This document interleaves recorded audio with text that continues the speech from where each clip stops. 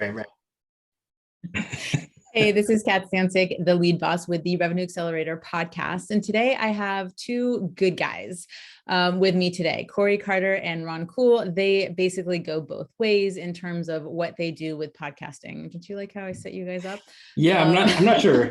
I was like, ways and talk wow, about okay. two good guys. Well, He's a great like, guy and one good like you guy. practice what you preach, right? So there are people out there who they share a strategy, maybe that they've learned sometime in the past, but they're not actually using that strategy anymore. They may have made money from it, right? This is like a bro marketing kind of thing, right? Where someone's, doing a copy of a copy of a copy, and they're not even actually using that strategy in their business anymore. And it just becomes this like bait and switch tactic. However, you guys don't fall into that vein, meaning you actually do podcasting. You have an engaging podcast that I've actually been on to, and I will be linking that in the show notes as well as teach others how to do it. But you take it beyond just teaching them, right? Because I see this a lot, is people who podcast for the sake of podcasting and wonder why it's not actually doing anything for their business. So we're really kind of talking about that. Like, you're using podcasting in your business, whether you're building your authority, your expertise, or you're generating leads, whatever that is, but it's in that vein. So what are people doing wrong in your expert opinion when it comes to, hey, let's start at the concept. I want to be a podcaster. I'm going to start my podcast, or I've got it going. What are they fucking up? Well, one, thanks for having us here, Kat. It's amazing. Two, what people sometimes they don't realize is they just launch, and then they think the magical fairies will give them listeners, right? And then you put one episode out there, and you think that, well, iTunes has my show, so everyone on iTunes should hear it. And so what people I think realize or don't realize is, if you can launch the best proper way, hit the charts, get noticed, get the algorithms working in your favor, then that can have the long-term effect for a successful podcast. And then the second piece to this, and this is what I think Ron and I see more than anything, is a lack of consistency. So if the first way to fail with your podcast is to not be consistent. Right. And I'm going to also add, like, even before the podcast starts, people get hung up on this it has to be perfect mentality. And it just doesn't. Like, our first podcast was bad. And guess what? That's fine, because it was 200 and some episodes ago. And hopefully we've gotten a little bit better and more comfortable, but done beats better than perfect when it comes to podcasting. Yeah, I think, and anybody who even has a successful podcast, however you determine what that is in terms of listeners, subscribers, downloads, whatever that is. I mean, if you want to feel good about yourself, just go listen to those first couple of podcasts. And like, right. Even what's his faces, who just sold his for like multiple millions of dollars to Spotify. Like, his first one was, a card table, Christmas lights, and like 2 shitty mics. Right. But the difference between him and a lot of people out there is that he did it. He kept going. And it wasn't just after 20 episodes that he started seeing a difference. I mean, is there a magic number there? Like, where do you see people really starting to create success with their podcast? Well, it depends. Like, it depends if you're doing anything. Again, if you promote it in certain places throughout the week, if you talk about it, like, we want to come and talk about our podcast on your show, right? Like, you got to be able to do things like that and get the word out there. If you have a guest on your show, then hopefully there's a mix of promotion, right? And that guest helps build your audience. And then if you also want to have like raving fans of that show, you need to sometimes do the solo episodes and be that subject matter expert. And so you've got to have all these variables. But we've got one person that struggles with all of the promotion stuff, like literally last second gets me the audio, but doesn't give me the show description. Then I can't do any of the creation that goes with it for her to promote the show.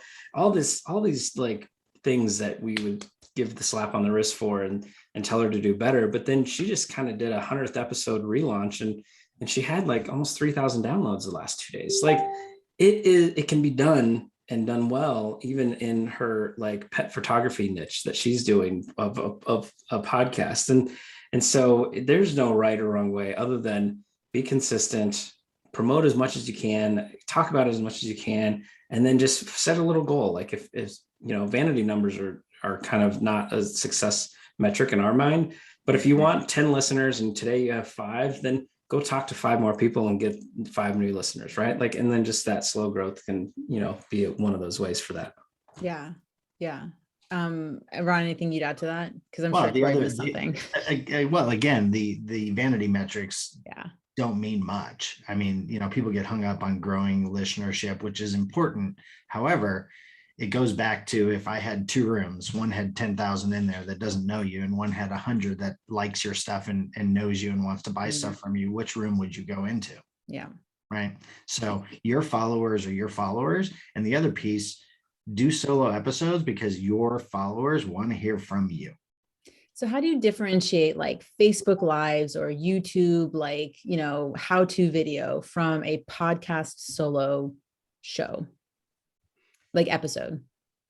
I mean, we fully believe in the repurposing aspect and to put it in as many places as possible. So if you do a how-to training as a Facebook Live, then download it, do any kind of edits you want, put an intro in it, put an outro in it, and put it on iTunes. And then same thing with the YouTube, put some graphics on it, put the right thumbnail. So you have like your how-to of what you're actually talking about, and then a little caption, and put it on YouTube. And so definitely, I mean, not that we're doing it the right way, but Ron and I know the importance of being everywhere as much as possible. And podcasting is our platform, so we use it everywhere. Yeah, no, I love that. I mean, it's about putting that strategic effort into creating the ease, and why not repurpose something that's already good? It's not like you have to reshoot it and be like, all right, you know what, on this how-to video with the same topic, I'm just going to change my shirt and pretend like it's a brand new video. Right. So like you talked about the intro and the outro, looking at the thumbnails, like this is starting to get into like the details of, it's kind of like the icing on the cake. Sure, you can make a cake, and that's kind of like what the podcast is. It's good, it's hearty, it's there. But there's the aesthetic aspects of things. So why bother with an intro and outro? Why bother with show notes? Why bother with a thumbnail if the content is really what people are wanting?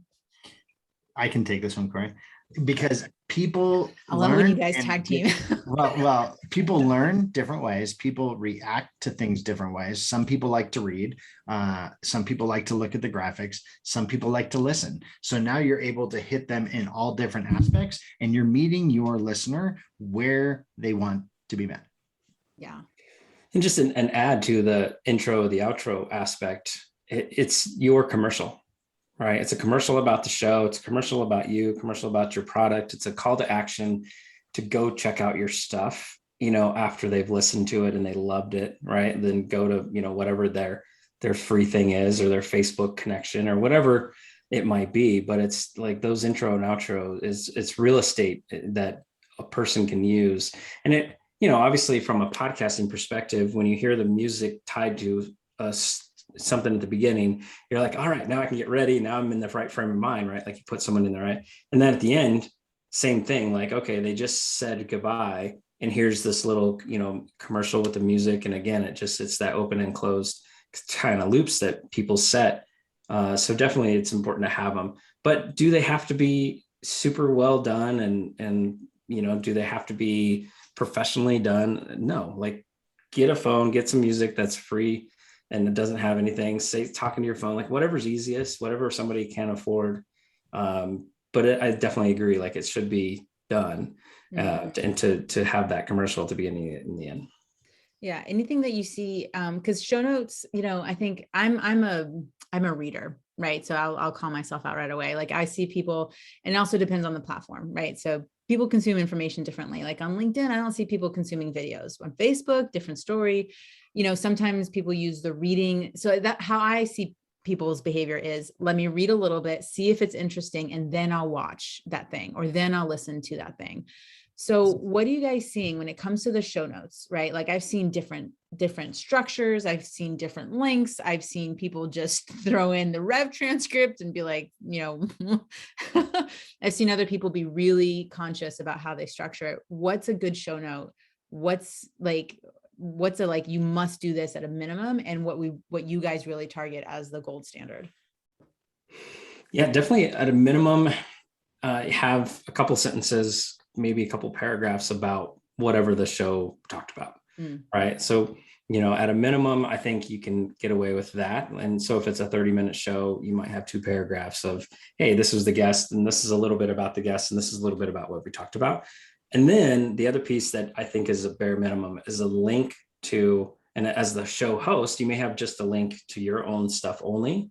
Sometimes if you have guests, you may have a link to their stuff, but either way, I think there should be some kind of like the call to action, whatever you said in your outro, as far as how to get in touch or connect with that, with you or the host or whoever, I think is good to have as the links. But then you can, do key takeaways. You can do the transcripts. You can, whatever you want to do. It's just, it's definitely like, as long as you have a little bit of about the person and about the show, if there's a guest, and then the links to connect.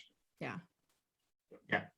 I was going to just add that some of our clients only give a link to like a place that they can get all the content that the guest is giving, but they control the traffic, right? So you came on our show, you want to give a PDF, we're going to direct people to our site to log in to get your PDF. They will have links to your stuff after they get through our site. So then it becomes your traffic. Oh, nice. It's a nice gatekeeper kind of strategy. Plus, with you better make sure you have a CTA in your own, freebie, or else you're not going to be able to redirect things. I've seen a lot of different strategies like that, where I've seen people provide these very detailed show notes where they had high level people. So let's say you had like Oprah on your podcast, right? And so people are going to want to get access to whatever she's shared, kind of have that structure. And they basically provide a few of those for free. And then you got to go into a membership. What are the strategies that you've seen work when it comes to using podcasting as part of your revenue stream? Well, this is our favorite one. And this is why we do not care about any kind of vanity metric, because at the end of the day, most businesses are built on relationships, right? Like whether it's one-to-one or one-to-many, it's built on a relationship. And so our main revenue stream with our podcast has always been with the direct relationship that we create with the guests. Now, we have access to the guests, right? And so you come on our show and it's like, oh, you have a podcast. Maybe we can edit it. Maybe we can maintain it. Maybe we can manage it, right? Or you come on our show and it's like, you've got this wonderful thing and you don't have a podcast, but you're thinking about one. And we find out through the interview, then guess what? We're going to say, well, we have our program to help you launch a podcast. So, check it out, right? And you've already built this relationship. So to us, these conversations replace sales calls.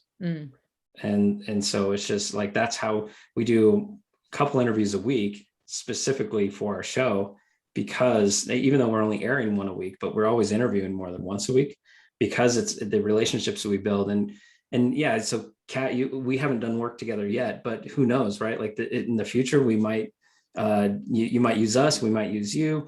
In the future, you might be like, oh, I know these people directly that need a launch, and call us, right? Like you never know. So it starts with the relationship. That's the money driver. Ron and I could care less if we get 50 downloads, 1,000 downloads or whatever, because our podcast is for the relationships that we create through talking to folks like yourself. Right. Exactly. It's about the relationship. It's about nurturing the relationship, and then only helping or offering help if we can actually do it. And it's again, doing business the right way. Yeah. I mean, I think this, just like with lead generation, right? I mean, this is what it is, which is let's say you're a podcaster, right? So you guys or me, right? And we bring a guest on. A lot of people really look at, I mean, this is what I've seen in terms of why people give up on podcasting, or they have a bad taste in their mouth, which is, okay, I'm not making money from the podcast, right? Like that, the people I'm bringing on aren't buying from me, blah, blah, blah. And they look at leads this one dimensionally of a lead is a client and there's no other opportunity for that person. So if that person doesn't buy, that's it. And I like what you're sharing, which is, hey, that person on the other end of the conversation, on the other side of the screen, it's not just a client. It's potentially a referral partner. It's a power partner. It's someone you can brainstorm with. It's a friend. It's like all these things. And then that person then can connect you to all of those things yet again, which is how I like to create an infinity loop of leads, because you never run out as long as you've got one interesting person to talk to. Right. What are you seeing? Yes. Yeah. And so I think that's what a lot of podcasters do in terms of mistake, which is they have people come on their show and it's this churn and burn approach, right? Of like, I'm just going to get so many podcast episodes. I'm going to keep going and keep going and keep going, but they never go back They never go back and have a conversation with our guests. They never keep in touch. They never add value. They don't send them the content. You guys were great. You sent me mini clips. You sent me, images to share. You sent things for me to just have for my own edification, right? Like you're like, hey, here are 10 things and you can share all 10 or you can share the one that you like. Right. And so knowing my audience, I know what they're going to respond to. So not all 10 things may be appropriate, meaning they're not going to engage with it, but these 2 or these 3 things I know will help drive traffic. Exactly. Yeah. And it's so crazy. Like Ron and I, for our podcast, we want to do recasts, which basically we want to go get on a show like this one. And then after you publish it onto your channel, we want to get the edited file or raw file and then republish it on our show. And we're building up a bank of these to have it consistent, right? Like we don't add anything until it can be consistent. And so once we have our bank of 20, 30 of these interviews that we've done, then we'll start adding it onto our show, right? And so again, that adds more edification of the guests of the other person's show. And you wouldn't believe the number of people that don't utilize it, right? Like every single interview we do, we ask for it. And I would say maybe 50% are like, yeah, here you go. I want my show out there again. So what's the benefit of doing something like that? Because I always love seeing the strategy because I see it makes sense, but like not everyone listening understands like what's the play here? Like why would someone do that? And how is that beneficial for the other person? And how is it beneficial for you? The recast? Yeah. So, for you, if anybody heard you on our show, for one, then they have the links to you and they can go find you, right? Well, maybe then same thing they see this show, because right on the links, as we talked about when you came on our show, I don't believe we talk about the podcast. I don't believe we might have talked about it, but I don't know if we have a link directly to go listen to your podcast, right? But then if we put, let's say, this interview on our show, they hear you interviewing us, they like it, they don't like it, but anybody that likes it is going to now go add your show to their library of shows that they might listen to. Just in a sales process, right? Like you're looking at 7 to 30 touches, however many it takes to get somebody, right? And so if you can find ways to get touches that are easy, right? Find ways that you get. You start to go down south of this. Yeah. Like, so now this is a second. You can touch people quicker and faster. Yes. This, like if we took this interview and put it on our show, this would be your second. All consensual, guys. All consensual. That's right. So yeah. So I mean, it's that consumption modality, right? So once you have someone come into your ecosystem, right? They've come in, there's something that gathered their interest. They're going to go in and they're going to start going down the rabbit hole. And in that space where we are in hyper consumption mode, we want to give people as many opportunities to get to know, like, and trust us and understand our values and how we might be in alignment and those kind of things, because then that gets them to that buying decision faster. Not meaning that when they get to that place where they're ready to make a buying decision, you're a consideration because you were consistent, because that's what you get them in that way. But you guys are really great in terms of what you have in terms of structure of they come into the podcast, but there's the links and those feed over here and that feeds over here and you grab their attention back over here. Right. It's truly, when we look at repurposing content, it's getting tidbits or things out to our people that will truly benefit them in order to get them to get unstuck or move forward. And a recast is no different, right? Mm-hmm. Or when, especially like, let's flip the recast a little bit differently. If we recasted this show on our podcast, you've interviewed us, right? So we're going to be talking about things differently than we would if Cory and I were just talking, right? Because we're not going to it's just not in our nature to pump each other up.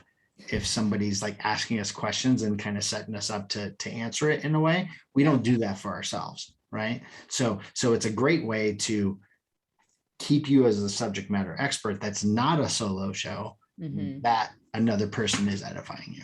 Yeah. I mean, it's always easier to sell someone else than it is to sell yourself. And it's always nice to be able to drive that value, because sometimes when someone asks that question and you're like, oh yeah, it's something that's so obvious to us in our own worlds as experts. But when someone asks that question, it's not always obvious to them. And it adds that value and that perspective. Oh yeah, I forget how that's so easy for me, but it's such a high value for someone else because it's in that flow state for us, our zones of genius. Right. Exactly. Yeah. And so, again, back to what do people do when they struggle with their podcasts?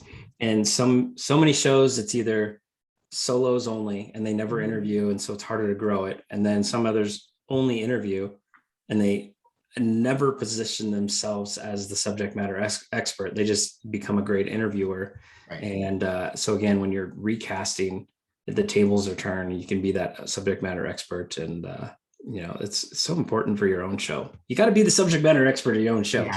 You have to be.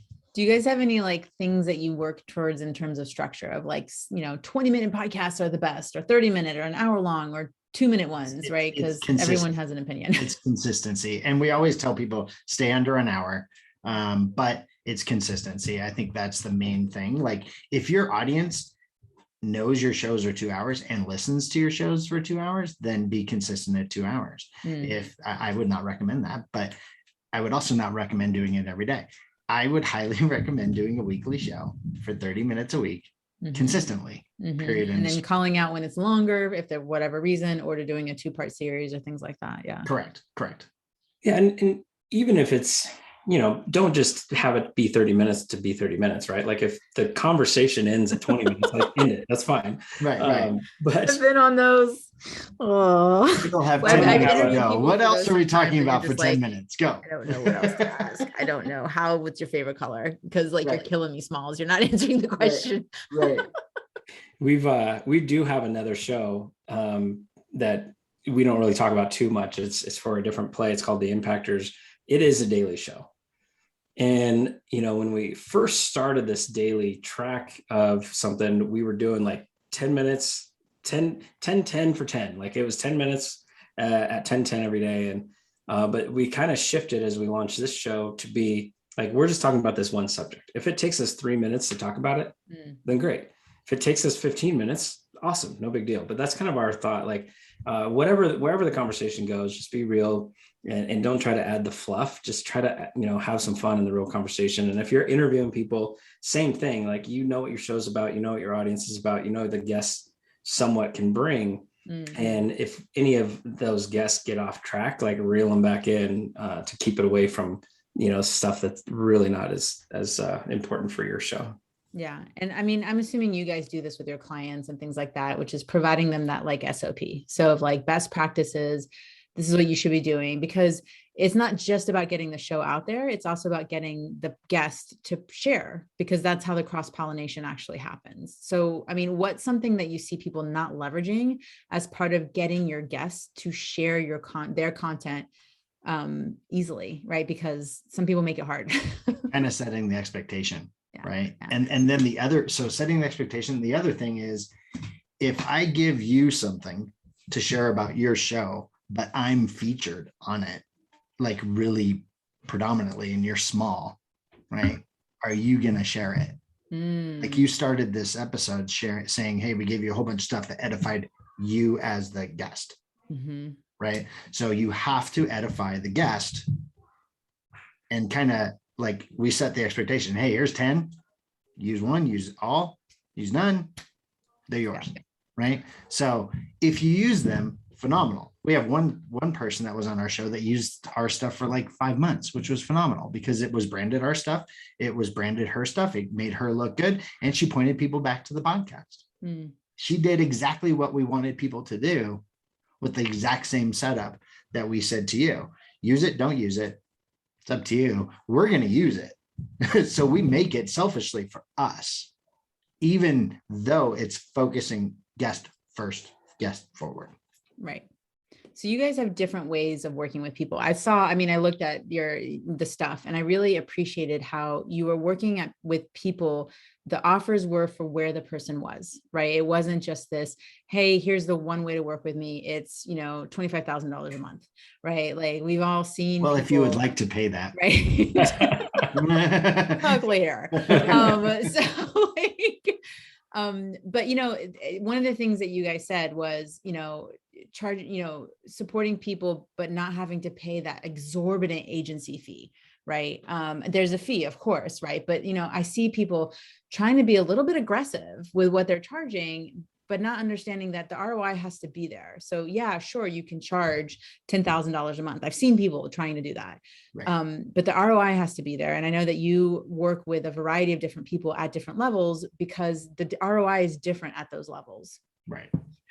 Yeah. It's, Ron and I definitely always believe like, we're never going to be the cheapest, but we're not out here to be the most expensive. Like, we want to be what's fair for everybody and maximize the time and the money and that return.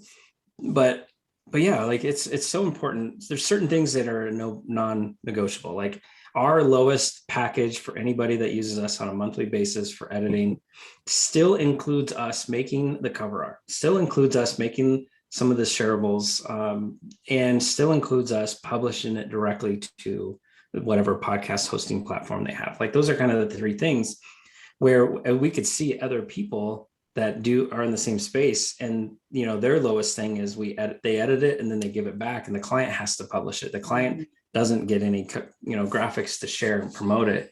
And so like there's certain non-negotiables that Ron and I found and just had to make it important, because if people can record their show and forget about it, promote it, then they'll be more likely to stay doing it long term, right? Like that's one of those things. And so, but yeah, from a $350 a month, 30-minute show, just minimal, to somebody that is doing, $4 or $5 grand. But it depends. Like, are they doing it 5 days a week, or are we, we create all the micro content? Are we publishing it to social? Like, there's all these different levels of it. In our business, we have really just focused onto the podcast world, but we want to be like, whether it's launch or rebrand, relaunch or maintain, like everything. If somebody says podcast, we want them to think of us. We want them to think of Ron and Cory, Hindsight Hacking Media, and all things podcasting. And there's so many people out in the world that have never launched, and that we love helping them. But then, we had a client, I think today or yesterday, maybe for September. I mean, they broke over 20,000 downloads. Last year, this time they did like 15,000 downloads. They've been working with us for a little while, and we just crossed 20. Like, it's pretty awesome to have, something like that and to work with somebody in that high intensity. But it's just as fun to help somebody launch that has never even thought or listened to a podcast before.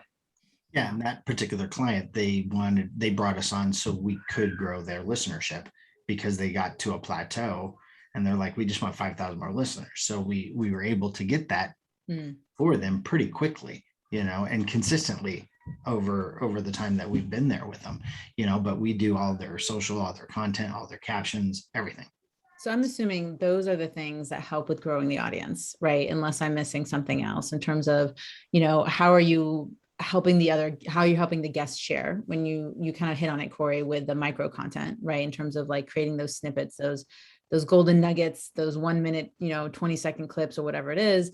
I'm sure probably there's some level of SEO that's involved, show notes, images, graphics. Is there anything else that people aren't doing as part of really helping them? Yes, subscribership is a vanity metric, but we also got to have some people listening to the content, or it's not going to really do anything. Anything that you see people just not doing that they really should be? Like, what's that like, if you are really truly trying to grow, your listenership and you're trying to generate leads, what is the minimum, right, that people need to do as part of their overall podcasting strategy? Publish consistency. Yeah, that's one. And like using the content and pointing it back to your podcast. I mean, that's the simplest thing to do. Yeah. Right. Those are the two easiest. Having those CTAs, intro, outro. I think we covered a lot of it, but might as well hit the nail over the head again. Yeah. Well, again, if you're on Facebook, make sure to have like, hey, today's new show, like not everybody cares about a new podcast episode, but you've got to be out there and remind people as often as possible. But another piece is, it's so funny. Like we know people that had recorded like 50 plus interviews and never launched their show, and has made a ton of money doing their show, even though they've never launched their show. Right. So that to them is where the success is. But follow up. yeah. But for like one thing that like I know Ron and I are recommitted to, and so it's good to talk about it here, is if you want to grow your podcast listener viewership, whatever it is, go get interviewed on other podcasts and talk about your podcast a little bit. So yeah, exactly. It's a good one. It's definitely one I took note of like, oh yeah, mention the fact that you have a podcast when you are on other people's podcasts. There's always the learning, which is one of my favorite things to do when it comes to podcasting, is asking questions so that I can get those insider tips. That's without right. paying you guys anything. That's right. No, we did the same thing for our show. I mean, if you listen to our show, we were kind of all over the place at the beginning, because it was like, I want to learn from this guy. Have him on the show. Let's ask questions to learn to be on the show, and you have to be careful, because you don't want it to come across that, hey, I'm just getting free coaching from you. Like, yeah. But it's really truly adding value. And I mean, it's how you position certain questions in certain ways. And part of what I love that you guys do as part of how you support people out there is looking at where is that gap, right? Which is kind of what I've been doing today, is identifying there's these gaps that people have. No matter where you are in terms of your level of experience in podcasting, there's something you could be doing better strategically, which is why like you doing it yourself. And especially when you're, successful in doing things, you don't have the time to go and edit and create the snippets and do the graphics and do these things, because that's actually costing you money. So it's looking at, that's the ROI, right? What are you doing with that time that you're saving? And then putting in the structure and the infrastructure, which is why I love that you guys share about processes, systems, things like that, best practices, because you're doing exactly what you're teaching other people to do. And anybody who uses their process to sell their process is always one of those gold stars in my book. Yeah, and that's the fun part too. When you're doing something that you love and you can use the process to sell the process, like it's pretty exciting. But you mentioned that the time aspect, like Ron and I, through our podcast launch program, we do a good training on how to edit, right? Mm-hmm. Like what's the cheapest software that a person can use and throw it in, and then how to do all the little edits and all that. And then we also give them the calculator. Okay, well, it takes you this long to edit, and it costs us, you can pay us this much, then you choose, like, where's the ROI? What is it more beneficial for you to do it yourself on the time, or do you pay someone else? Right. Exactly. Right. Yeah, exactly. No, it's perfect, because that lets them really understand there is a cost involved, right? Because just because you can do graphics doesn't mean you should. We had one person that loved doing graphics. Okay. It took her 5 months to put together some kind of cover art that she didn't like. And she gave us a great review, because she goes, I gave it to Ron and I had something done in an hour, exactly what I wanted. Right. So she could have saved 5 months of her life. And she wasn't even her show. Yeah, and she could have launched her show. Like, she could have been so far ahead, right? So far ahead. So how can people get in touch with you? Because I know that not only do you guys drive value in terms of here, you've got a podcast, or going to be, linking that in the show notes, but how can people get in touch with you, learn more about what you do, learn more about your services and all that good stuff?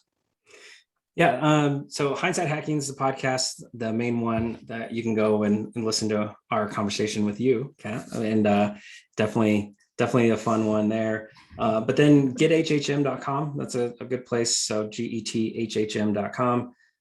They can find us. They can book a call. We can chat for 30 minutes, no cost, like whatever. If you want to just go ask us questions about podcasting for 30 minutes, like no cost, just jump on.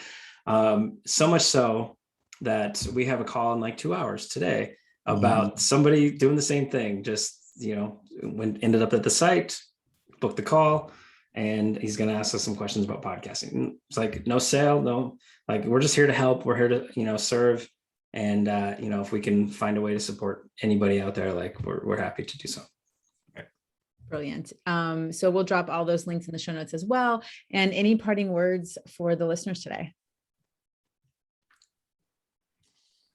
Start getting your voice out there. Get a podcast. Done beats better than perfect. Do it. Get some help. Yeah. Yeah. It can be easier. Find a way to make it consistent, find a way to just repurpose. So if you're already doing a consistent Facebook Live, find a way to repurpose it, right? Mm-hmm. Like I know you talk a little bit different to those on LinkedIn and those on Instagram and those on Facebook, but there's a way that you can make it so you go all the places with that content. So yes, we believe in podcasts. We believe in getting that message out there, and then just find a way. Like it's not as hard. You can do it free. You can do it cheap. You can do, you can record with your phone. Like, you don't have to have the big studio set up. Ron and I, we didn't have our mics until we hit like episode 50, right? Like you can do it, and you can do it free or low cost, and then get your message out there. Yeah. And then reinvest in it, right? So make that money and then reinvest in the process that's supporting you to make the money so that you can keep expanding. You guys, thank you so much, Cory and Ron. You guys are always amazing to talk to. Make sure you guys check everything out. Everything is in the show notes. I'm going to say it over and over again because there's a lot of links that are going to be in there for you guys to leverage, a lot of great resources, and a lot more information that Cory and Ron have on their site as well. Thank you guys so much for coming today. Thanks. Thank you. Bye, Kat.